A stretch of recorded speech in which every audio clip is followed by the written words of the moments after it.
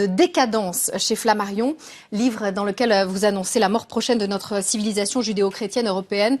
Quelle est la différence entre vous et un Éric Zemmour qui dénonce aussi, lui aussi, cette décadence de notre monde? Vous l'annoncez, mais ça ne vous émeut pas, c'est ça la différence? Non, il y a une vraie différence. Et déjà sur des sites de droite, on dit des méchancetés sur mon livre, que les gens ne l'ont probablement pas lu, mais parce qu'effectivement, il y a des réactionnaires qui parlent de la décadence, et je pense que c'est la première fois qu'un homme de gauche parle de décadence. Le réactionnaire, c'est étymologiquement celui qui veut restaurer un ordre ancien. Quelqu'un comme Marine Le Pen, par exemple, Zemmour ou d'autres disent c'est d'accord, il y a la décadence, mais moi j'ai des solutions pour en sortir. Mais un homme de gauche, en général, se projette dans l'avenir et dit que ce sera mieux après. Alors l'homme de gauche, lui, il est progressiste en temps normal. Il dit demain, ce sera toujours mieux, et puis ce sera parfait, parce qu'on s'en va vers une perfection, et on peut pas aller contre ça. Et moi, je dis, je suis ni de droite ni de gauche dans cette aventure. Je suis ni optimiste ni pessimiste, mais tragique. J'essaie de voir le réel tel qu'il est. Donc Éric Zemmour, il a des solutions pour que ça change. Moi, je dis non, ça ne change pas quand le Titanic coule.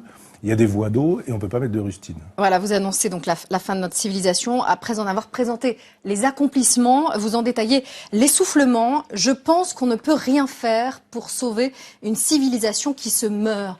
On a presque l'impression que ça vous dérange pas. Bah non. Je veux dire, c'est un peu comme le travail du médecin.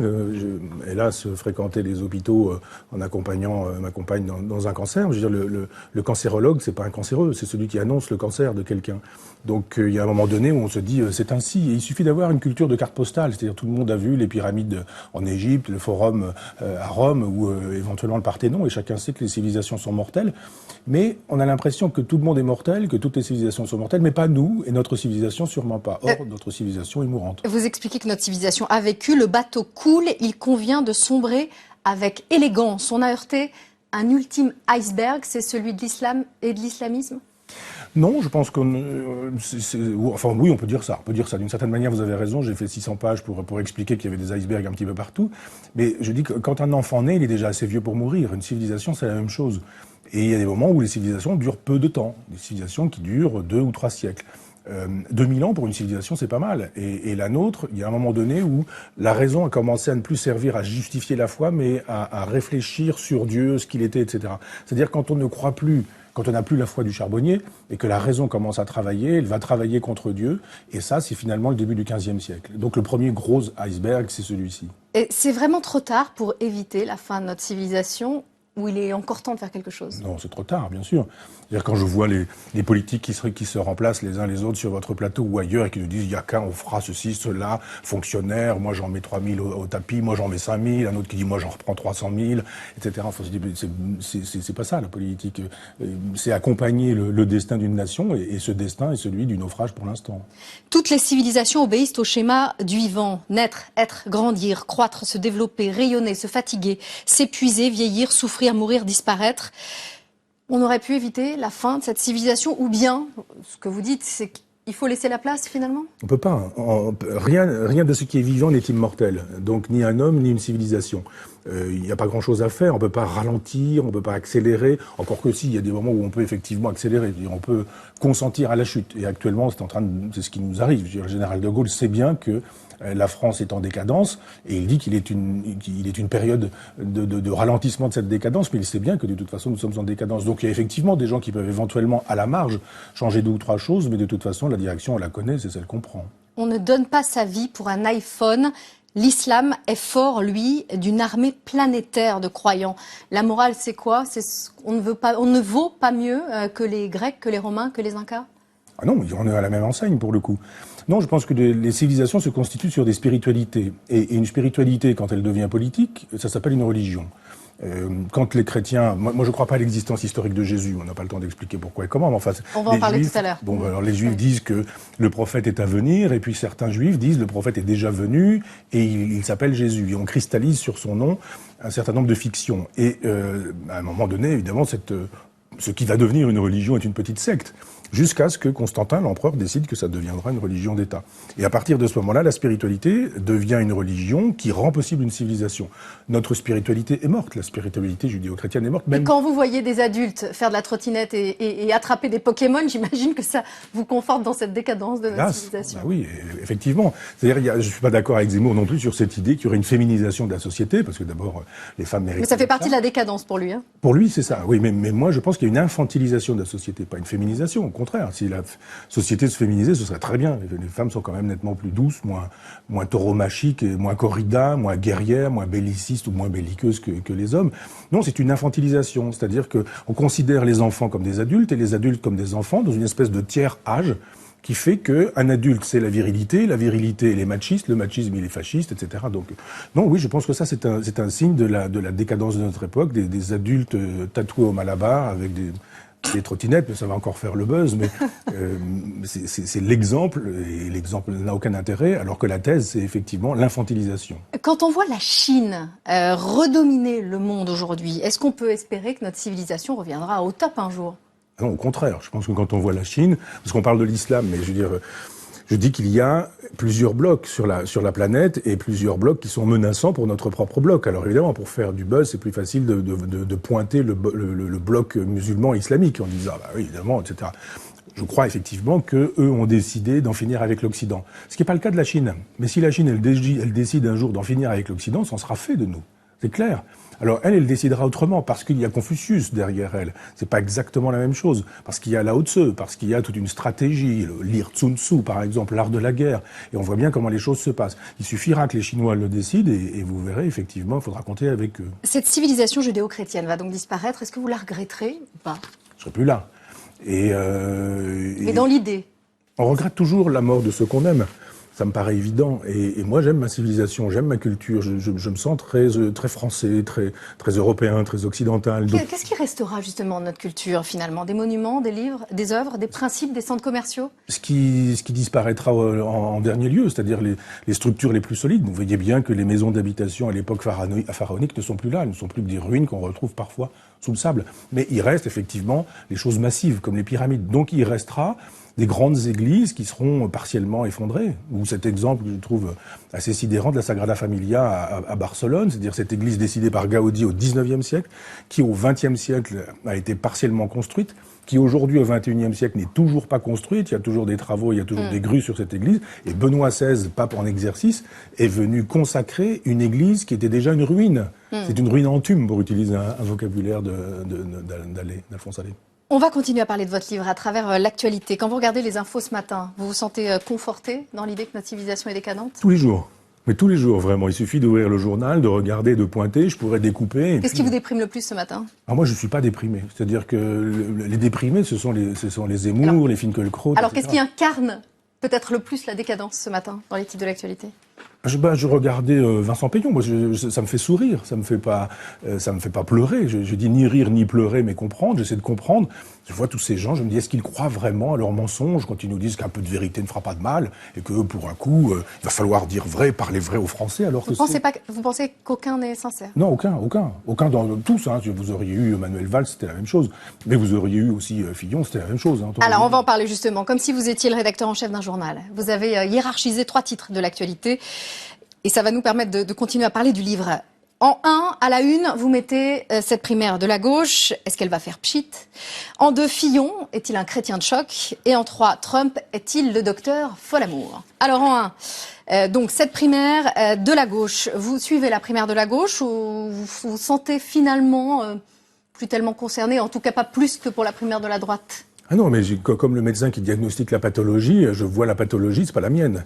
Donc je suis en train d'écrire un petit livre qui s'appelle La Cour des miracles et qui depuis Macron tenant la main de son épouse en short et regardant un monsieur tout nu sur la plage dans Paris Match, j'ai consacré des chroniques, un peu comme Barthes, mais un peu comme des portraits à la Bruyère, un peu comme le Saint-Simon par exemple et ses mémoires aussi.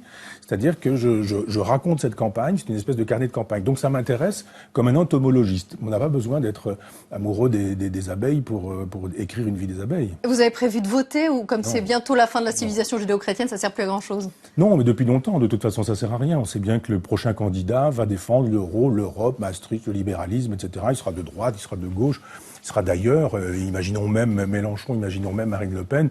Je pense qu'en 3 mois, il ferait comme Tsipras, c'est-à-dire que vous avez vu, je n'ai pas de cravate, vous avez vu combien je suis un rebelle. Et puis il finirait par faire ce que Tsipras fait ou Podemos en Espagne. J'aimerais bien avoir votre avis sur les 7 candidats de la primaire. Valls.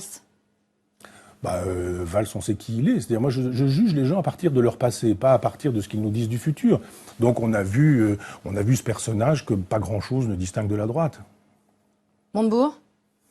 Montebourg, c'est un homme qui fait du théâtre, donc il est toujours là dans un rôle, mais toujours le rôle principal. Arnaud Montebourg joue le rôle d'Arnaud Montebourg, et puis une fois il prend cette idée, une fois telle autre, il est sur des logiques de... C'était notre invité avant-hier, il parle de constance, de ligne droite, contrairement à Manuel Valls. Oui, moi je l'ai invité à Argentan quand il faisait sa campagne de primaire précédemment, et je lui ai fait rencontrer des ouvriers qui étaient malades, je lui ai fait rencontrer des médecins étrangers dans l'hôpital d'Argentan, il a fait des grands effets de manche en disant qu'il allait régler tous ces problèmes-là, et qu'avec lui on allait voir, et que il a envoyé aucune lettre à personne, et il ne s'est jamais manifesté. Je l'ai invité, il m'a dit je vous enverrai une caisse de vin parce que j'avais fait un repas pour tout le monde, j'ai jamais eu une caisse de vin. Bon. Il est logé chez moi, il est parti, il a même pas mis un petit mot, et puis voilà. En plus il est mal élevé. Et puis non, et puis 5 jours après, il y avait dans Le Monde l'idée que l'information que je faisais partie de son comité de réflexion, etc. Je fais savoir que non, pas du tout. Benoît Hamon, il vous semble plus sincère? Il m'est plus sympathique. Je pense qu'il y a vraiment des idées de gauche intéressantes chez lui. Je suis pas d'accord avec le revenu universel parce que je pense qu'il n'y a pas de raison de donner à tout le monde quand il faudrait donner à certains, les petits, les pauvres, les gens qui n'ont pas d'argent, mais qu'on leur donne 3 fois l'équivalent d'un revenu universel et 0 pour Madame Bettencourt, par exemple. Mais donc c'est plus le revenu décent de Manuel Valls, finalement. Oui, oui, c'est ça. Oui, ça me paraît nettement plus intéressant. Vous voyez qu'il est de gauche, finalement? Ah non, je pense qu'il y a de temps en temps des bonnes idées chez tout le monde, y compris chez des gens de droite. Chez Vincent Peillon aussi, vous l'avez écouté? Non, pas grand-chose. Non. Bon. Et Rugy, Pinel, Benamias, les 3 petits, comme on dit? Écoutez, je vois pas trop ce que sont leurs programmes, vraiment. La décadence de notre civilisation est en marche. Est-ce que la décadence de la France s'annonce encore plus rapide? Il y a effectivement des choses à faire pour accélérer le mouvement. Ça, je pense qu'effectivement, on peut, mais il n'y a pas de problème, on le fait. On fait ce qu'il faut depuis une vingtaine d'années pour accélérer le mouvement et nous précipiter dans le mur. Je renvoie à Soumission de Michel Houellebecq. Ça fait un petit moment que Michel Houellebecq a bien décrit ces choses-là. C'est un roman sur la collaboration et pas sur l'islam, le livre de Michel Houellebecq. Et la collaboration est un sport national en France. Et on a pas mal de gens, les journalistes, les médias, un certain nombre d'intellectuels qui sont dans la collaboration avec le mouvement. Ils accompagnent le mouvement de décadence. Actualité numéro 2. Fillon est-il un chrétien de choc? Je vous cite, la puissance d'une civilisation épouse toujours la puissance de la religion qui la légitime. Vous en parliez. Quand la religion meurt, la civilisation trépasse avec elle. Vous qui êtes athée, vous pour qui Jésus, je vous cite encore, est une fable pour les enfants, vous pour qui le Christ a bon dos, on peut tout faire dire au Christ, écrivez-vous, tout est le contraire de tout, un peu comme pour Mahomet. Quand François Fillon se dit chrétien, est-ce que ça vous choque? Ah non, pas du tout.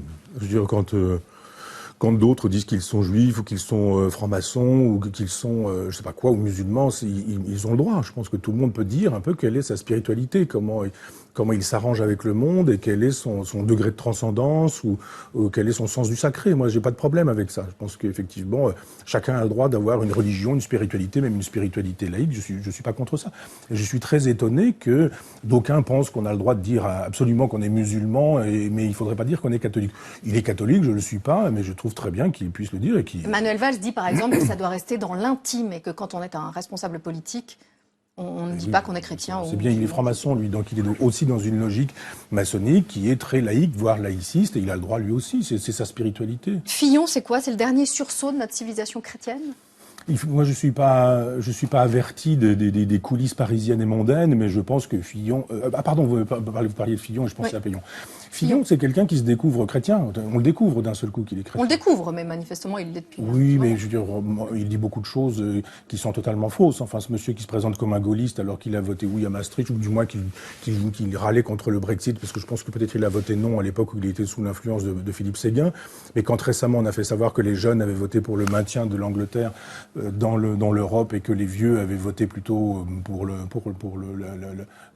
fuite, j'allais dire, il a fait savoir qu'il aurait fallu, pour les jeunes disposer de deux voix. Voilà quelqu'un qui défend tellement l'Europe maastrichtienne qu'il aura ou il aurait du mal à pouvoir se dire gaulliste.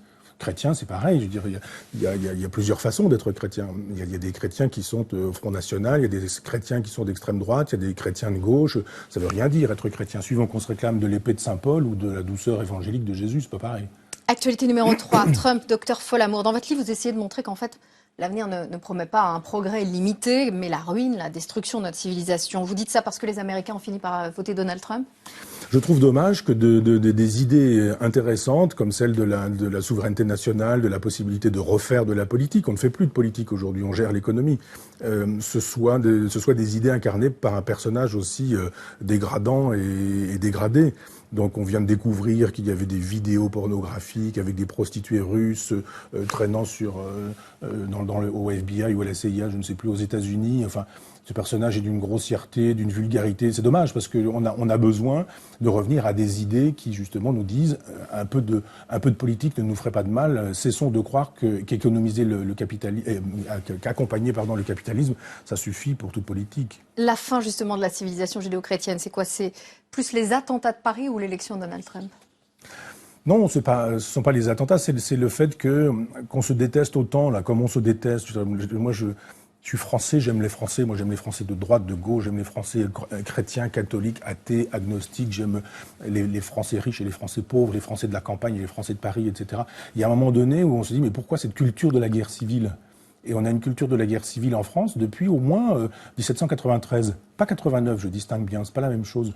89, c'est formidable, c'est la Révolution française et elle est formidable cette Révolution française. Vincent Payon, il appelle aussi à plus d'amour et à moins de guerre civile. Qui ça? Vincent Payon. Oui, mais enfin, il appelle à tout ce qu'on voudra pourvu qu'il soit un peu élu. Et je pense qu'on a gardé la culture de la guillotine et la culture robespierriste. D'ailleurs, aujourd'hui, si vous réclamez de Robespierre, il n'y a pas de problème. Hein. Vous ne vous faites pas insulter. Jean-Luc Mélenchon. Entre autres, mais il y en a plein d'autres. Hein. La France va mal, la civilisation judéo-chrétienne va mal. Vous, personnellement, comment vous allez? Très bien. Ça va. Un peu de fièvre, bon, un peu comme tout le monde en ce moment. Ce qui va bien, c'est votre chaîne Web TV. Plus de 10 000 abonnés payants, un média libre. Ça vous fait un point commun avec Jean-Luc Mélenchon? Oui, sauf que... Oui. Sauf que je pense que lui, il a de l'argent et que son parti en a et qu'il peut faire une chaîne gratuite. Moi, j'aurais souhaité au départ qu'elle puisse être gratuite. C'est 4 € par mois, enfin c'est 40 € par an. Pour moi, c'était trop, mais il y a quand même une équipe qui travaille et moi, je travaille bénévolement et gratuitement a priori. Je ne peux pas demander aux gens qui travaillent avec moi de travailler aussi gratuitement et bénévolement. Vous êtes de gauche, Michel Onfray, vous le dites, libertaire. En quoi Jean-Luc Mélenchon ne vous convient pas? Parce que finalement, ce serait le candidat qui vous est peut-être le plus proche dans les 6 idées. Absolument. Mais il me plaît bien pour plein de choses. C'est-à-dire que ses idées me conviennent. C'est un tribun, il a une culture, il a une rhétorique, il est capable d'emporter des foules, de raconter des choses, etc. Mais je ne comprends pas sa fascination pour Robespierre, pour les robespierristes, pour les jacobins, pour cette partie noire de la Révolution française. On n'est pas obligé. Quand on a envie, comme il le fait bien, de défendre les pauvres, les petits ou les gens modestes, de se réclamer du gouvernement révolutionnaire, de se réclamer de la terreur, de se réclamer de gens détestables, ou de défendre Fidel Castro, ou de défendre Ahmadinejad, qui à une époque voulait rayer Israël de la carte. Je ne comprends pas ça. Après ça, c'est quand même quelqu'un, je n'oublie pas, qui a voté oui à Maastricht. Donc vous ne voterez pas pour lui non plus? Non. Non, de toute façon, je vous ai dit, j'ai changé, j'ai quitté Argentan pour les raisons qu'on sait un peu maintenant pour quand, je ne me suis pas inscrit sur les listes électorales, donc voilà.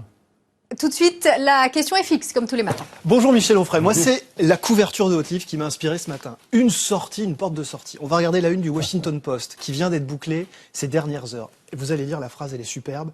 Le passé est un prologue, on parle de Barack Obama. Plus largement dans la classe politique, est-ce que quand on quitte le pouvoir, c'est pas le vrai moment de délivrance ? Quand on voit toutes ces gueules cassées et ces parcours abîmés? Ce qui m'étonne tout le temps, c'est de voir que les gens font si peu de choses quand ils sont au pouvoir, alors qu'ils ont le pouvoir. C'est ça le problème. C'est-à-dire qu'ils passent leur vie à vouloir le pouvoir, et une fois qu'ils ont le pouvoir, ils n'en font rien. Alors qu'on devrait pouvoir dire, j'y suis, maintenant je vais faire un certain nombre de choses, et je vais regarder l'histoire en face, et pas ma réélection. Ils sont tous dans des logiques de réélection. Il faut se dire simplement, qu'est-ce qui va être bien pour mon pays, pour les gens de mon pays, et je vais faire ça, quoi qu'il m'en coûte, et même si je dois perdre ma place au pouvoir. Non, Alain disait, le pouvoir corrompt, le pouvoir absolu corrompt absolument. Et je crois effectivement que le pouvoir rend fou et que on le voit. Quelqu'un comme François Hollande a passé 5 ans à ne rien faire, sûrement pas des choses de gauche, sûrement pas à s'inscrire dans l'histoire. Et ce qui me fascine chez lui, c'est qu'il a le souci de la trace qu'il va laisser dans l'histoire. Mais quand on a le souci de la trace qu'on va laisser dans l'histoire, on se débrouille pour laisser des traces dans l'histoire. Il n'en a laissé aucune, ou du moins celles qu'il laisse ne sont quand même pas extraordinaires. Merci beaucoup, Michel Michel Onfray. Merci de nous avoir choisi pour votre livre, Première Télé sur LCI, Décadence. C'est chez Flammarion.